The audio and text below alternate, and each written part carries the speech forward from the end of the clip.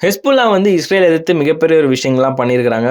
1 மணி நேரத்தில 60க்கும் மேற்பட்ட ராக்கெட்டுகள், ட்ரோன்கள்லாம் வச்சு இறக்கியிருக்கிறாங்க. பட் ஆனா, அது எல்லாத்தையுமே தாண்டி இன்னைக்கு ஹெஸ்புல்லால வந்து ஒரு மிகப்பெரிய ஒரு வெடி விபத்து நடந்திருக்குது. அது அக்ராஸ் லெபானான் சைடுல நடந்திருக்குது. முக்கியமா ஈஸ்டர்ன் லெபானான் சைடுன்னு தான் சொல்லணும்.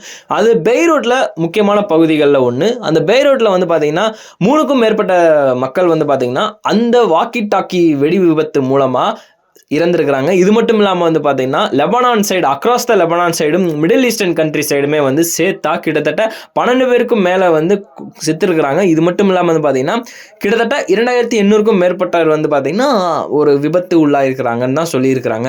இது மட்டும் இல்லாம, இப்போ வரைக்கும் எத்தனை வாக்கி டாக்கீஸ் வந்து வெடி விபத்துக்கு உண்டாயிருக்குது அப்படின்றது வந்து ரிப்போர்ட்டே கிடையாது இப்போ வரைக்கும். பட் ஆனா வந்து பார்த்தீங்கன்னா, ஒட்டுமொத்தமா எக்கச்சக்கமான வாக்கி டாக்கீஸ் வெடி விபத்துனால வந்து ஈஸ்டர்ன் லெபனான் சைடு வந்து ஒரு பதட்டமான நிலையில இருக்கு அப்படின்னுமே மென்ஷன் பண்ணியிருக்கிறாங்க.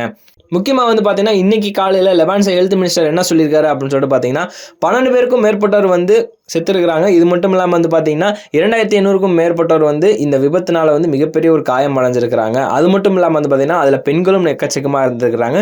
இதுல வந்து 200க்கும் மேற்பட்டோர் வந்து பார்த்தீங்கன்னா, ரொம்ப மோசமான கண்டிஷன்ல இருக்கிறாங்க அப்படின்னு மென்ஷன் பண்ணியிருக்கிறாங்க.